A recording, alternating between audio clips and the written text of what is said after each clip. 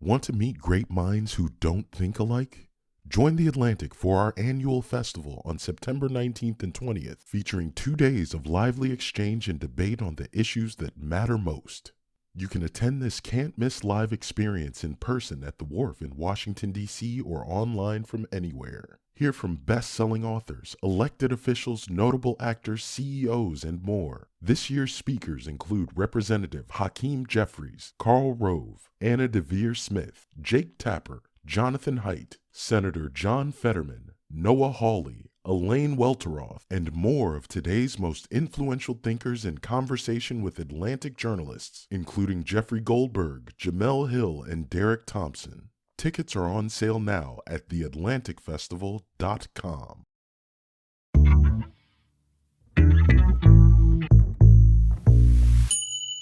During the Obama administration, school choice was a central part of the national policy discussion. Political and policy debates between teachers' unions, parents, students, policy wonks dominated, with liberals usually opposing school choice reforms and conservatives supporting them. That conversation is less central now, at least in Washington. But slowly, and without much fanfare, the school choice movement has been racking up political wins across the country. And it's not just limited, targeted voucher programs. Activists have gotten some states to even allow parents to remove their public school dollars from the system and use them for private school or even homeschooling. But I have a question. Is it possible to get some of the benefits of school choice within the public school system? This is Good on Paper, a policy show that questions what we really know about popular narratives. I'm your host, Jerusalem Demsis, and today we're exploring just that question through an interesting paper that I don't think has gotten enough attention. One of the great parts of my job is when I randomly come across an expert on a topic I'm less familiar with, and it opens up a whole new line of inquiry and discussion. A couple of years ago, I was in Chicago, and I met today's guest, Chris Campos. He's a labor economist at UChicago who focuses on the economics of education. And the research project he told me about then has been in the back of my mind ever since. Campos is an LA native, and in 2012, the Los Angeles Unified School District, or LAUSD, tried something new. Given the demand from parents for more school choice, LAUSD decided to run an experiment. What if they gave some high school parents their pick of a few different public high schools? School choice, but within the public school system. What would that do for their students? How would that change the schools? Chris was able to study this change closely, and his findings have really interesting implications for the future of public schools in America. Chris, welcome to the show. Thank you for having me. Excited to be here. Yeah, so we're going to talk about education, and we're going to get into a really interesting paper that you wrote about Los Angeles, but I feel like every time I start any kind of conversation about education or schools or making schools better, I feel like we have to start at like what even it means to say that something is a good school, and like how do economists think of it like you, and how do parents think of it? So just bare bones, like how do we define what a good school is, what a good school does? Right, that's a fantastic question. And so I think economists, which is kind of what I am by training, we tend to look at how students learn over time, and in particular, how much a particular school may contribute to student learning over time. So sometimes this is referred to as academic growth, achievement growth. And so statistical measures that capture how much schools contribute to student learning is what economists tend to use as their measures of school quality. Now, with that said, test scores aren't the only things that schools affect. You know, schools affect a host of non-cognitive outcomes as well. And so we could think about alternative measures, which are also kind of capturing how schools affect these alternative measures. For what I'll be talking about today, it'll primarily be focused on learning-related or achievement-relating outcomes. And how do parents think about it? Because I realize that sometimes I think about like when people tell me, oh, my kid like goes to a good school or doesn't go to a good school, like do I think that they have like learned whether or not the educational systems and priorities of their elementary school are causally increasing their students' ability to attend college, or are they saying something else? Yeah, that's something that I've kind of done some work on in separate papers. If you just survey parents, and a lot of researchers have done that, and you ask them what they prioritize when they're choosing schools, it's a pretty robust finding that most parents will tell you that they're concerned about safety. Safety is at the top of the list, whether it be low or higher income parents. That's what they'll say. Achievement tends to come next. But if you start trying to distinguish the difference between an achievement level or a growth metric, parents aren't always able to tell the difference between the two. And when parents are sort of thinking about like when they're after safety and they're trying to assess achievement or whether or not their kid's school will be good, like what heuristics are they using? Are they like looking at online databases, or are there like other heuristics they're looking for, searching for?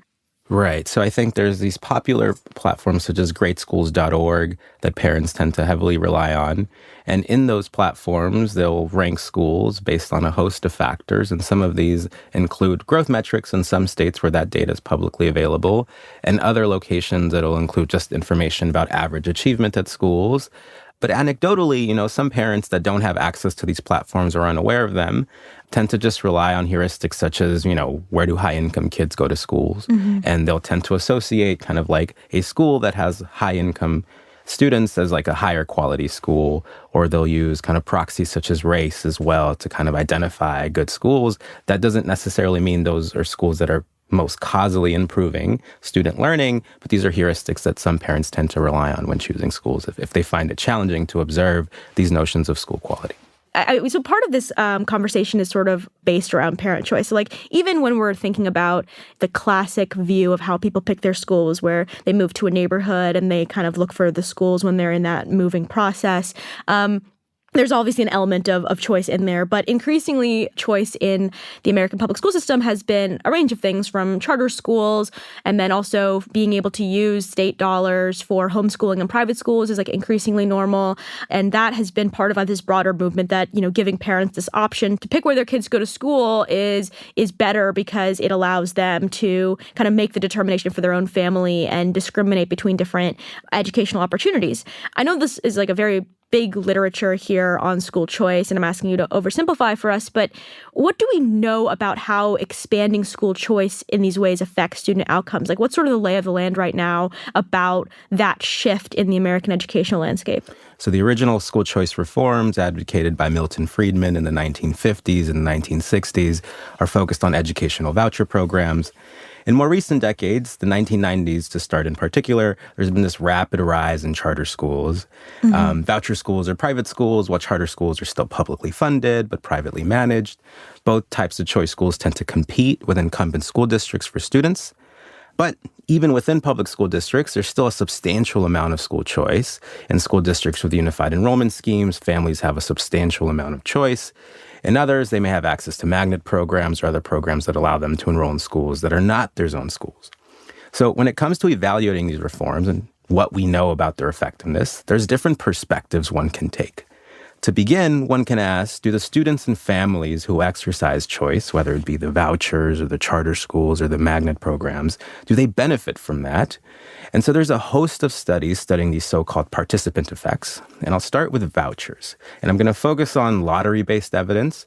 And kind of my overall sense of the literature or read of the literature is that there isn't strong evidence that vouchers causally improve student learning. So we can think about the Washington, D.C. Opportunity Scholarship Program that produced no test score impacts. The study was roughly 2,300 students, where 60% of them were randomly offered a voucher program.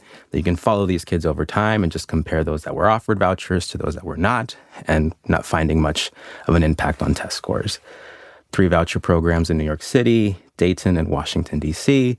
This is also kind of quasi-experimental design. They find no average impacts on achievement.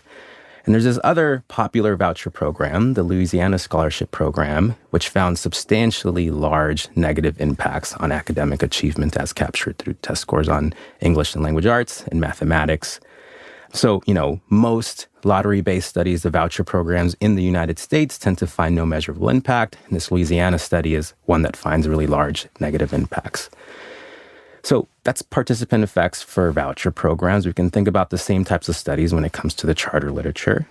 When it comes to charter schools, particularly in urban areas, there's numerous studies that have shown significant positive impacts on academic achievement, particularly in math and English and language arts. And they've been particularly beneficial for lower performing students, non-white students, low-income students, and students with disabilities. But most of the findings in this literature come from large urban areas, and they cover very few states. So a lot of the most compelling evidence comes from Boston. Boston is not necessarily the most representative city in the United States. So there's limited generalizability in the results we have in the charter literature. When it comes to market level effects, or studies of how choice programs affect the overall market, those are a bit more elusive because they're harder to study. And so this kind of segues right into kind of what I've been able to do in my zones of choice study, where they introduce centralized assignment systems in roughly 40% of the district, 40% of high school students, and the other 60% remained in the status quo with neighborhood-based assignment. And because there's this partial coverage of the zones of choice program within LAUSD, this allows me to get at these market level effects. And sorry, could we back up a quick second here? Because I think that like the LA setting is really interesting. And I think that giving a lay of land is going to be helpful here. So Los Angeles, I mean, it is a highly Hispanic school district. I mean, at this point, it's like nearly 75% Latino. And when they decided to do the zones of choice system, the ZOC system, which is what you're talking about, what exactly is that? What was the context in which they were making that shift? Right. So the ZOZ program, or the Zones of Choice expansion that happened in 2012, was predated by a pilot, which was called the Belmont Zone of Choice. And the Belmont Zone of Choice, like, organically formed after this large school construction program that led to many new schools in the school district due to overcrowdedness.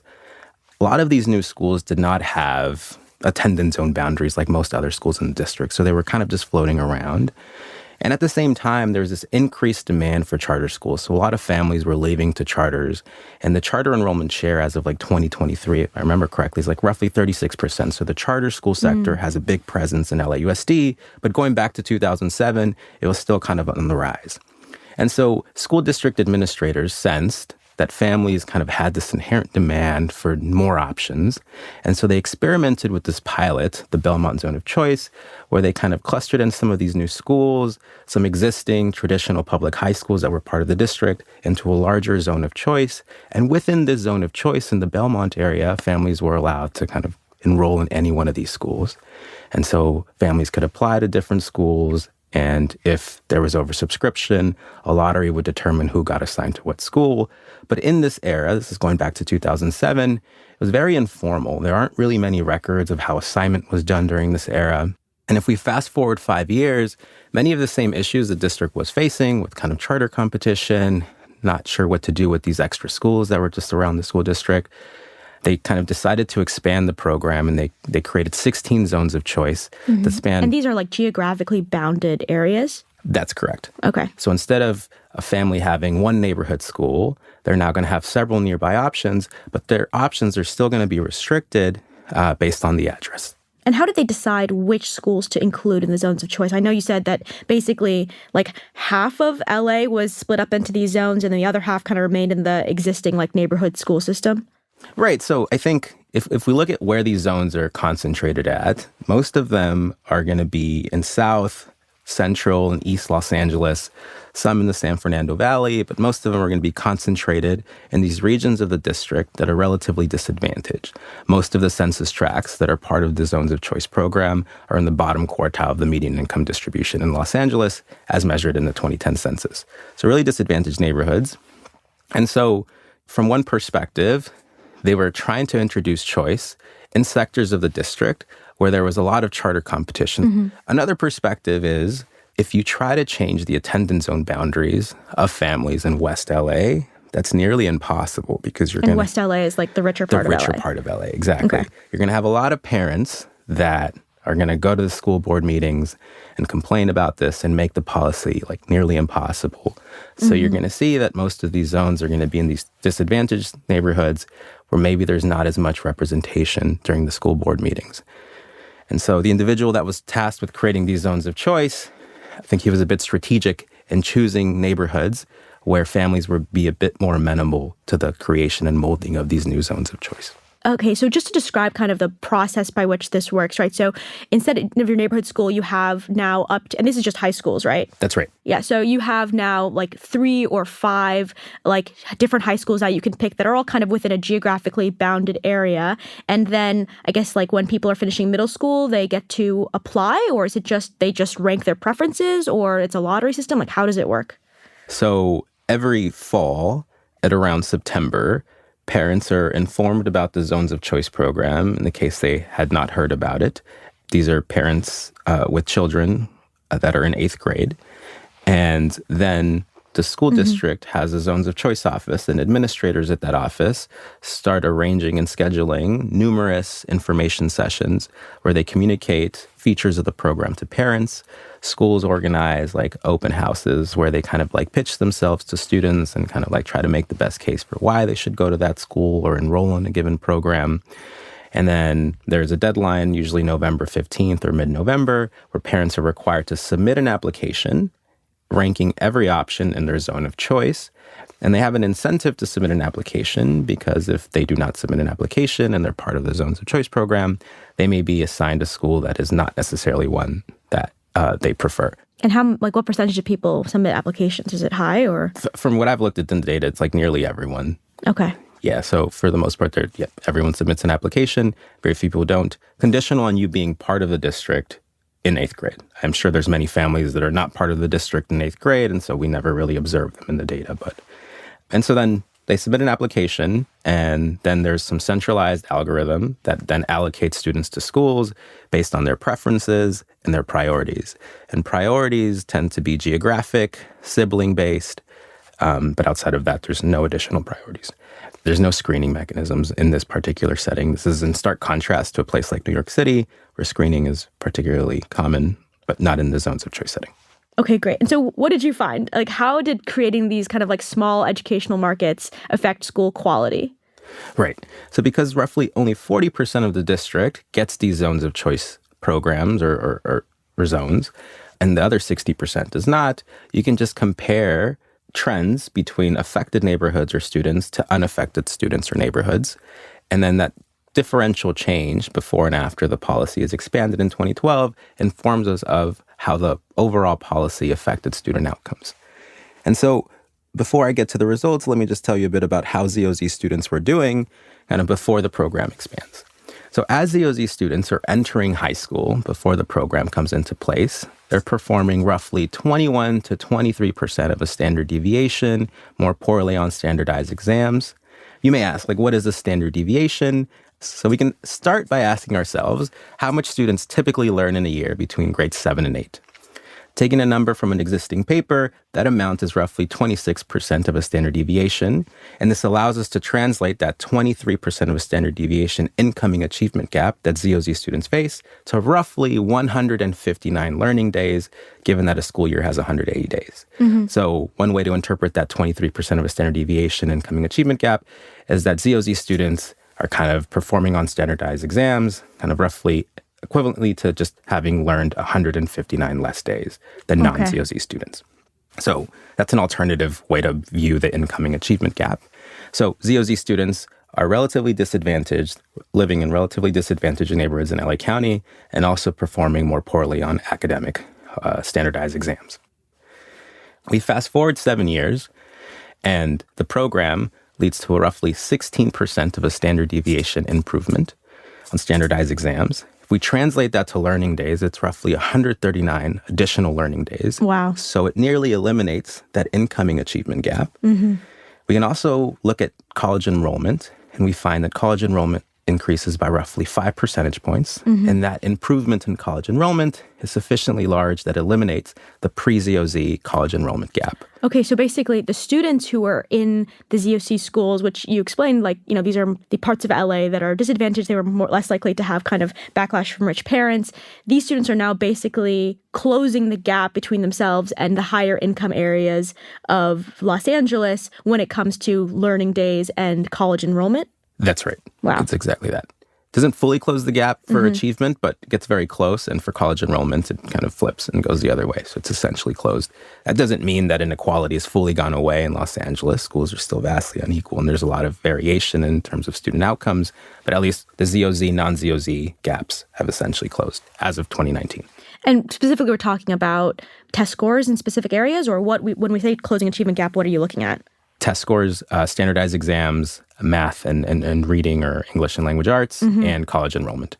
And so if we then look at college enrollment, you may ask, like, what colleges are ZOZ students getting nudged into? When we look at that, we find that a majority of these students are going to California State University campuses, and there's really not much of an impact on community college enrollment, and if anything, kind of a diversion away from private schools. Were you surprised by this, like the size of this effect size? Yes, definitely I was.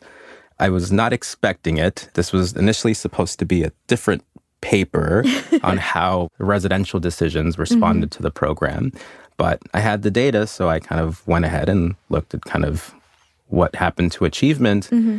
And I found these results, and then I spent roughly 2 months trying to kill the results because it shocked my prior.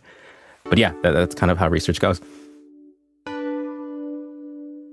All right, time for a quick break. More with Chris when we get back. Want to meet great minds who don't think alike? Join the Atlantic for our annual festival on September 19th and 20th, featuring 2 days of lively exchange and debate on the issues that matter most. You can attend this can't-miss live experience in person at the Wharf in Washington, D.C., or online from anywhere. Hear from best-selling authors, elected officials, notable actors, CEOs, and more. This year's speakers include Representative Hakeem Jeffries, Karl Rove, Anna DeVere Smith, Jake Tapper, Jonathan Haidt, Senator John Fetterman, Noah Hawley, Elaine Welteroth, and more of today's most influential thinkers in conversation with Atlantic journalists, including Jeffrey Goldberg, Jamel Hill, and Derek Thompson. Tickets are on sale now at theatlanticfestival.com. Back to kind of the effects that you were able to find in your research, I wanted to ask, did the composition of schools, is that what's driving this? Like, is the composition change from when the ZOC started such that now there are more higher performing students just coming into the zones of choice areas? So I was very concerned about this just because kind of having a decent understanding of LA County, the zones of choice neighborhoods have been gentrifying substantially in the past 10 years. And so I was concerned that a portion of these effects were going to be driven by kind of this gentrification, the fact that these zones are now receiving relatively higher income people than before the policy expansion. When I look at that in the data, I don't find evidence of any differences and changes in student composition between ZOZ and non-ZOZ schools. And I think this is due to the fact that although these neighborhoods are gentrifying, the people that are gentrifying these neighborhoods either don't have kids yet, or if they do, they're very young. And so they're not going to these high schools. So although there may be some kind of change in the composition of these neighborhoods in terms of amenities and things like that, that comes with gentrification, I'm not finding it directly impacts the results in the paper. Okay.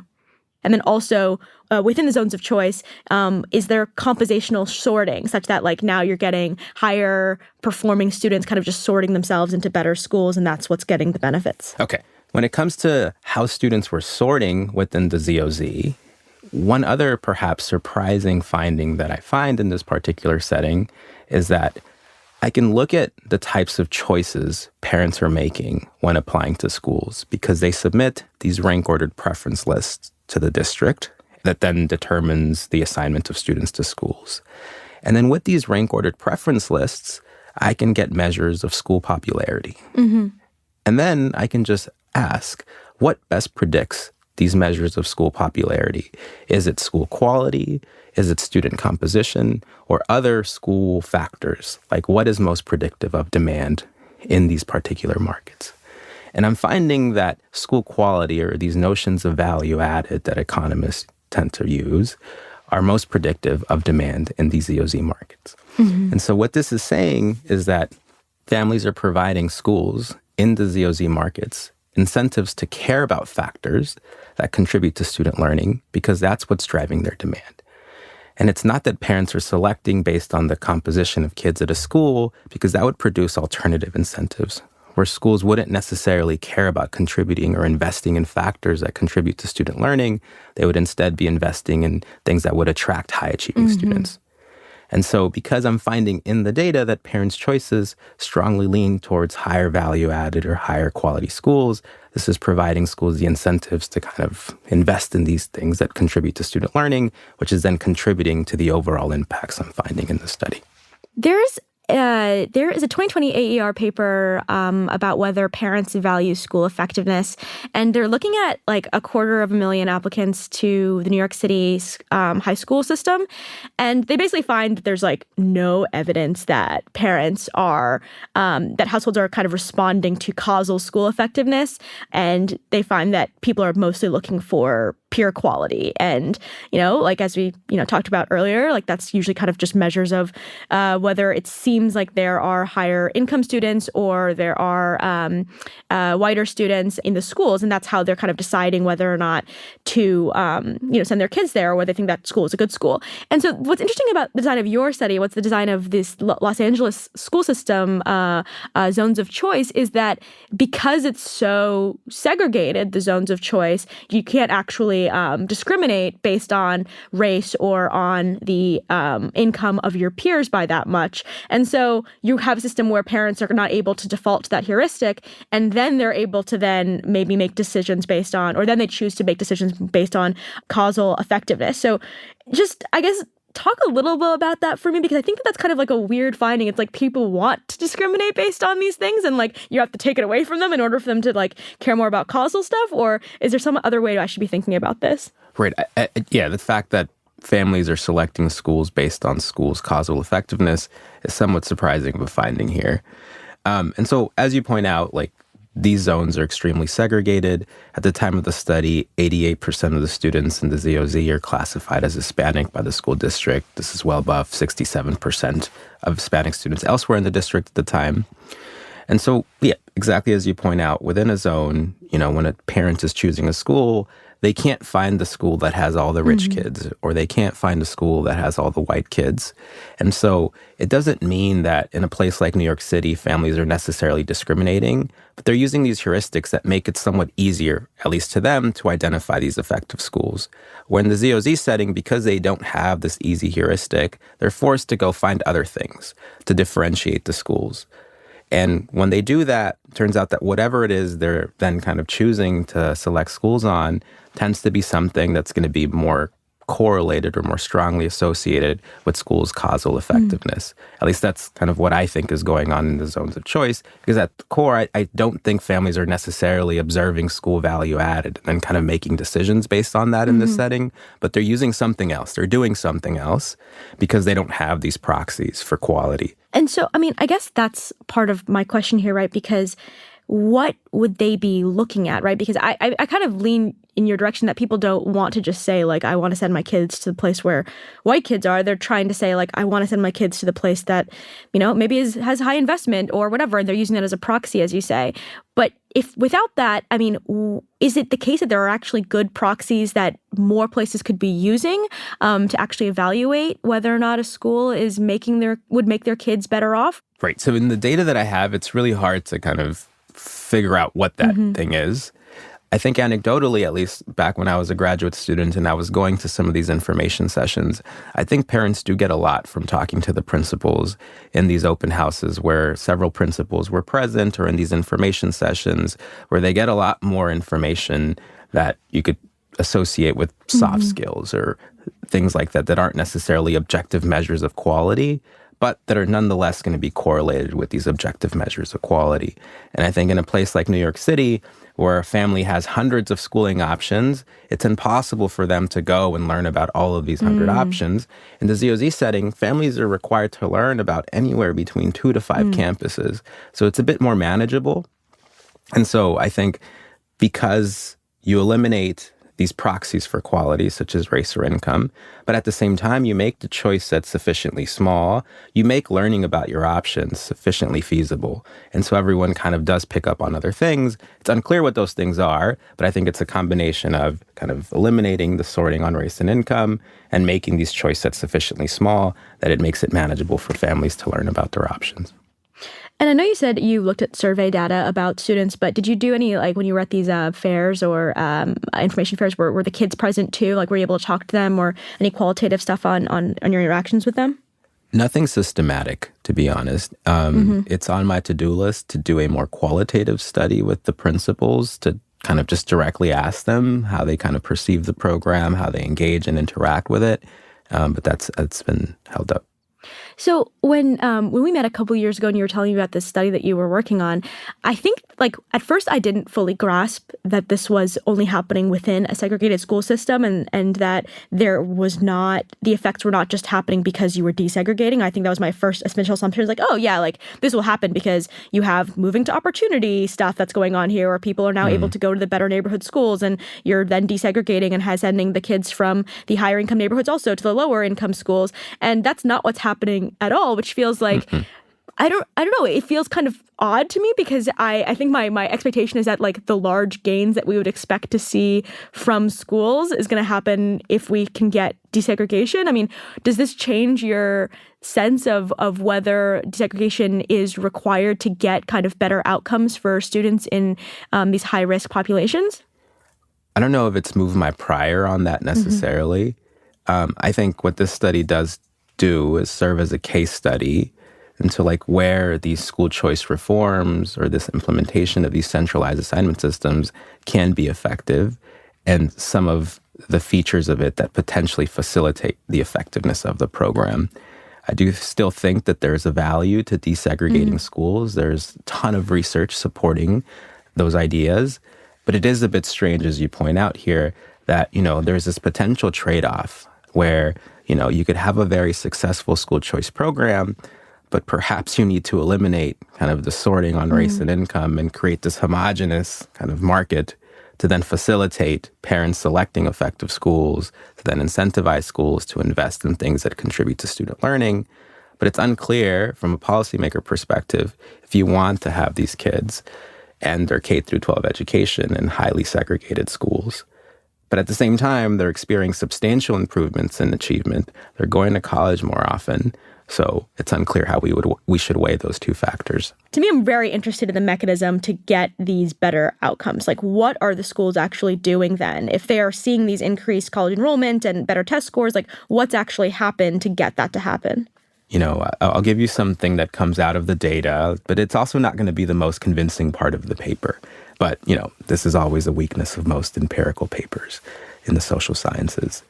So what did these schools do differently that could lead to such stark changes? Given the data that I have two primary sets of findings, and this is all suggestive.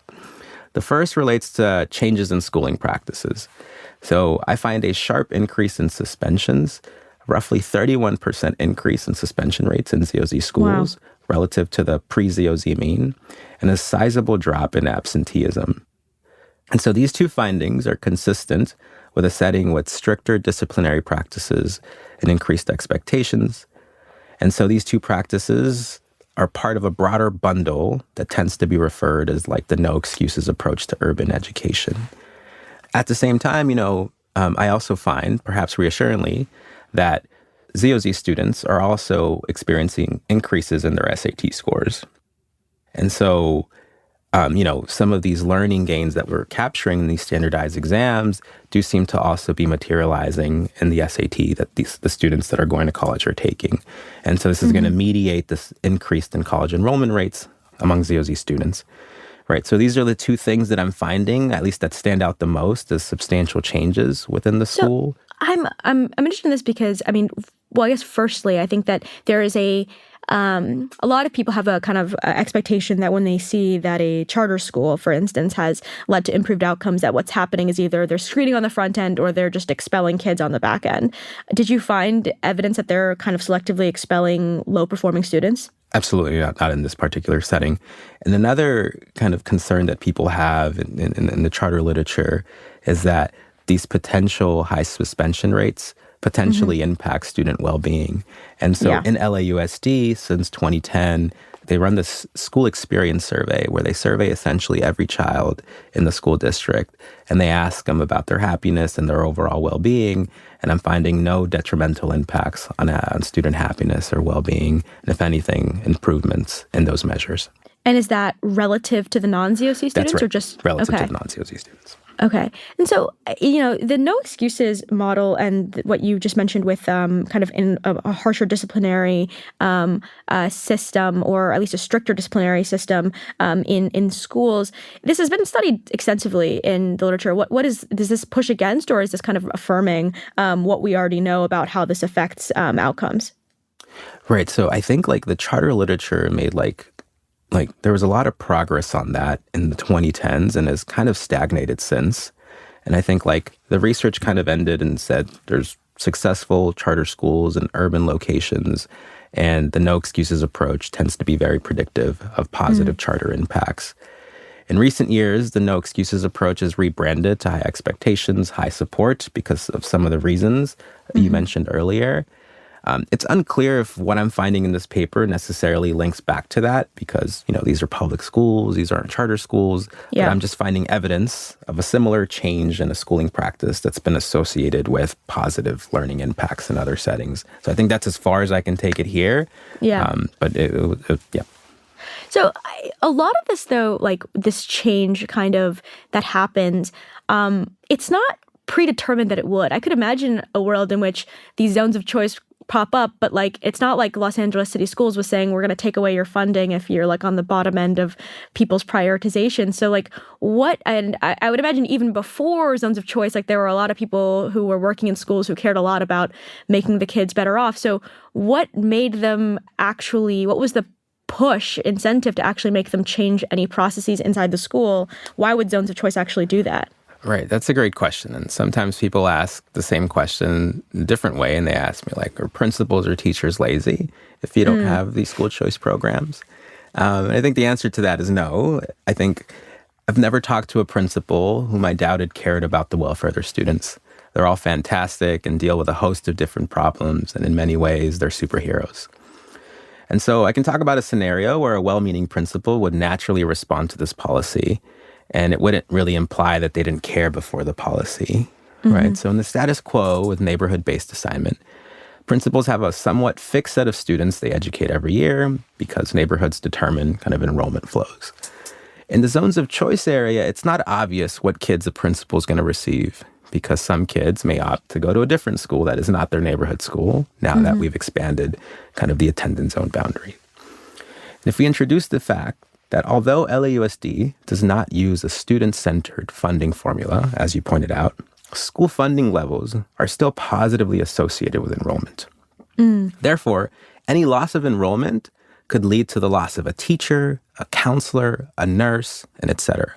And in this scenario, any well-meaning principal is going to naturally care about the enrollment because it could potentially affect the number of teachers the school has, the counselors, nurses, and so they're going to naturally care about having higher enrollment. And whatever is going to contribute to more enrollment levels is what the principals are going to be responding to. And so both in the pre-ZOZ era and the post-ZOZ era, principals are equally caring about their children, but just now they have to respond to different incentives to ensure that they kind of sustain the same level of education for their students. I guess to me, though, right, because that incentive to prevent low enrollment is existing whether or not you have the system or not, right? In a school system that doesn't do zones of choice and just has people, neighborhood schools, people will move away from really, really bad schools. It's obviously harder and it's over longer timelines. People don't just move every year.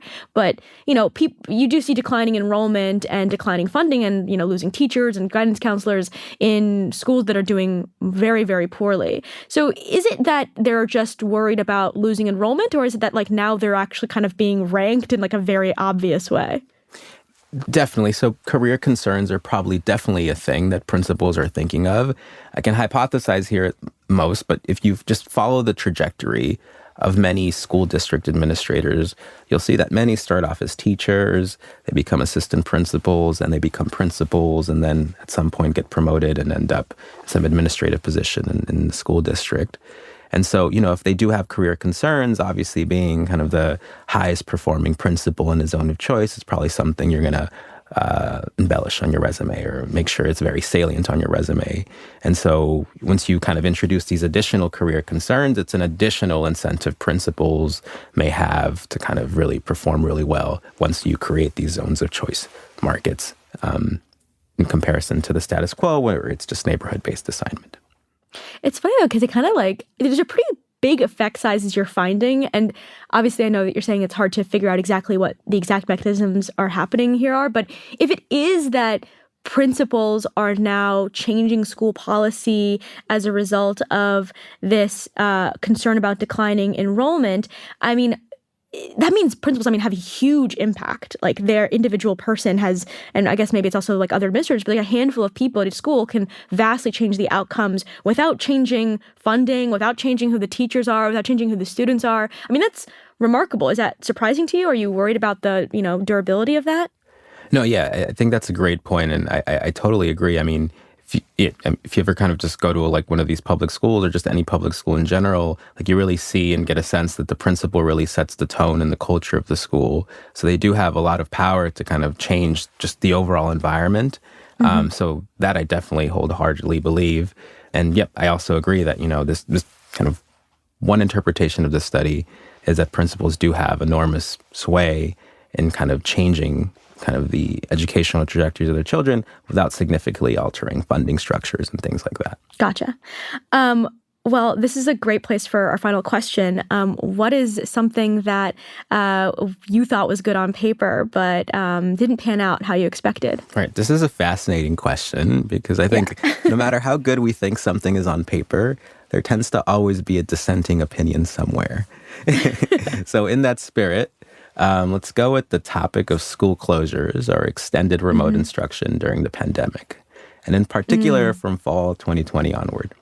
So, at the time, there was mounting evidence, even from governments such as Switzerland, suggesting that transmission was not as high among children. But school administrators in the United States were balancing the potential health concerns of teachers, students, and other staff against the educational implications of extended lower quality remote schooling. It was a tough position to be in. With the growing yet mixed evidence suggesting children were not as contagious, some advocated for opening schools. If we take the evidence at the time, keeping schools open seemed to be good on paper. But this position stood in stark contrast with the lived experiences of many disadvantaged families, perhaps in multi-generational households. On the off chance one of their children gets COVID and it spreads within the family, that could lead to devastating consequences. And so from their vantage point, the health risk of parents, students, staff, and teachers were vastly greater than the short-run learning loss to students. And so to district officials with sizable shares of disadvantaged families, it was evident that keeping schools closed or in remote status was good on paper. And so at the time, both perspectives were still clouded by a lot of uncertainty. If there would have been a new COVID variant that children did effectively transmit, the picture would have changed. School closures may have proved to be a good thing. But that turned out to not be the case, and the additional learning loss induced by extended school closures was immense. So existing research shows that school districts that remained in person experienced smaller declines in learning, as captured by passing rates on standardized exams. And while the pandemic seemed to have widened achievement gaps, other existing work shows that those gaps were not as wide in districts that remained in person. And so that's my example. And did you think it was good on paper? Like at the beginning of the pandemic, were you like, yeah, this is reasonable, we should probably close down schools? Yeah, I would go back and forth, but I think probably leaning more towards keeping them closed or keeping them remote a bit longer. It's kind of like the mask debate early in the pandemic, right? There's so much uncertainty. Why aren't we just all risk averse and wear masks and figure out later if it was effective or not? That's kind of how I felt about school closures or openings in fall of 2020. I was like, there's still too much uncertainty, but the evidence was mounting that kids weren't transmitting COVID as much as adults. Yeah. Well, Chris, thank you so much for coming on the show. I really enjoyed this. Yeah, this is great. Thank you so much. This was a lot of fun. Yeah, for sure. And now you'll have to tell me about a study you're doing now, and in 2 years I'll start thinking about it. I'm like, I have like the review deadline of a top tier economics journal. Like, I'll get back to you in 2 years.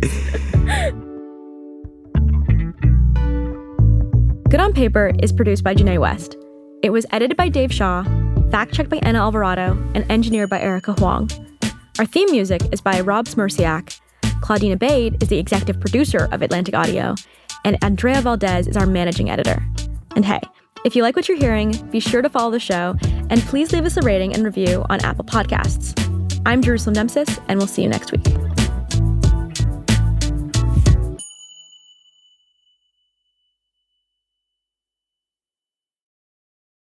Want to meet great minds who don't think alike?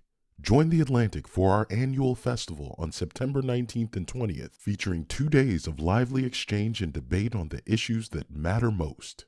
You can attend this can't-miss live experience in person at the Wharf in Washington, D.C. or online from anywhere. Hear from best-selling authors, elected officials, notable actors, CEOs, and more. This year's speakers include Representative Hakeem Jeffries, Karl Rove, Anna DeVere Smith, Jake Tapper, Jonathan Haidt, Senator John Fetterman, Noah Hawley, Elaine Welteroth, and more of today's most influential thinkers in conversation with Atlantic journalists, including Jeffrey Goldberg, Jamel Hill, and Derek Thompson. Tickets are on sale now at theatlanticfestival.com.